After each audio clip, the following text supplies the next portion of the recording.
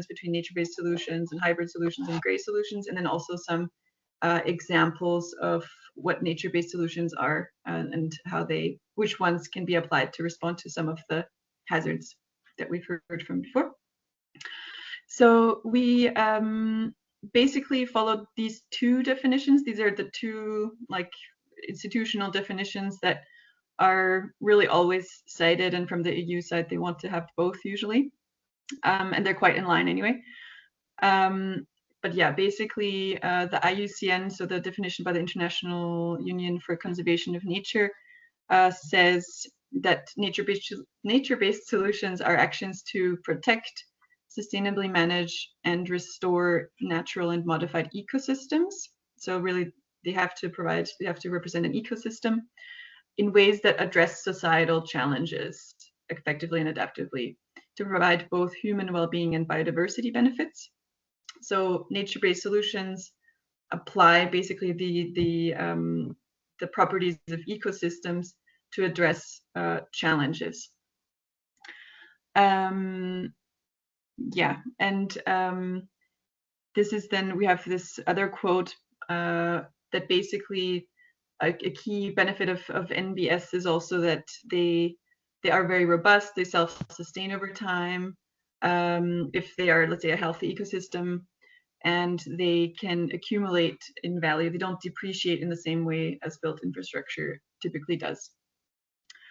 And then the definition by the European Commission, it's slightly more broad, because while the IUCN clearly says these are ecosystems, the European Commission broadens that a little bit and says solutions that are inspired and supported by nature, which are cost effective, simultaneously provide environmental, social, and economic benefits, and help build resilience. And they bring nature and natural features and processes into cities, landscapes, and seascapes through locally adapted, resource efficient, and systemic interventions. Okay. Yeah, what are the main advantages of NbS? They can address multiple resilience challenges simultaneously. So for example, in an urban context, you can have bioretention systems, so you can have rain gardens and floodplains and other types of green infrastructures that simultaneously help to reduce flood risks and strongly mitigate potential damages from floods, but also reduce urban heat island mitigation, reduce urban heat island effects, while also providing regenerative, spaces for the citizens as well. So really providing multiple services at the same time. They also, by definition, cause little to no environmental trade-offs. So both the definitions by the IUCN and European Commission specify nature-based solutions in a way that they provide certainly environmental benefits and no trade-offs, but also in the EU definitions case provide social, economic, environmental benefits. And nature-based solutions, it's not an either NbS or gray infrastructure, because they can often be integrated with existing gray infrastructures to further increase the overall effectiveness. So I would say in most cases, in most cities, for example, flood water infrastructure would be a combination of gray infrastructure and nature-based solutions. And then we've got a few examples here. First, of green infrastructure, stormwater tree trench, that also actually is another example of where it provides multiple services. Firstly, for road safety, separating the pedestrians from the road, but also, of course, first and foremost, being a stormwater management system. And then hybrid infrastructure, for example, here, it's a pretty large scale intervention where there's basically salt marshes that naturally protect against floods. And then there's also the combination with the surge barrier, which is a concrete solid infrastructure, conventional, but then in combination they provide the required effects. And then the third example is a fully gray infrastructure. It's a concrete canal that also we have in many different places around the world. But then if that were combined with de-sealing surfaces that lead to this canal, or rain gardens and hydraulic designs of green spaces around, then that would again turn into a hybrid infrastructure and probably be more effective. So some examples for addressing hydrological hazards with NbS. So examples of NbS for the retention, infiltration, drainage of stormwater and rainwater harvesting as well. Some of you might be familiar with bioswales. We've got a simple scheme here.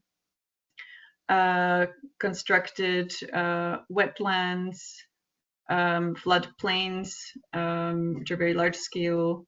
You could say bioswales almost similar, and rain gardens, retention ponds. So basically different designs, different measures of essentially a green space with certain designs, properties, with a certain drainage system, either to retain or to infiltrate or to drain, so to remove stormwater, but also providing a green space at the same time, and also treatment functions at the same time. That's also a key benefit of rain gardens, for example. They can be designed to treat road runoff before it is directed into a river or a fjord or the sea or so.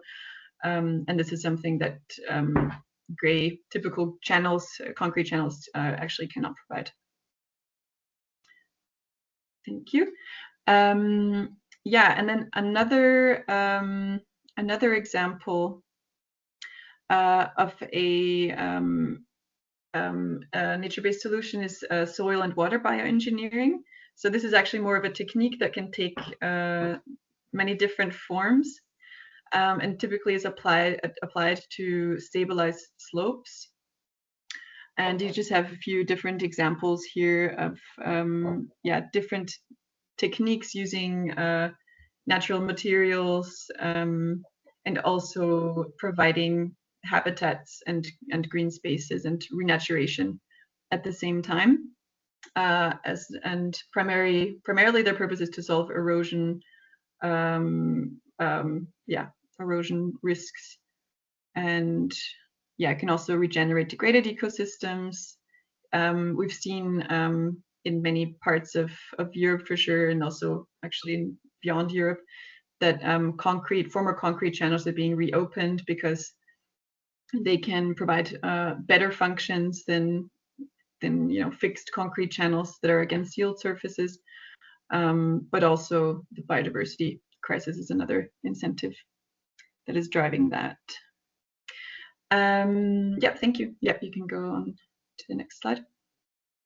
And then some examples to address meteorological hazards. So in particular, storms.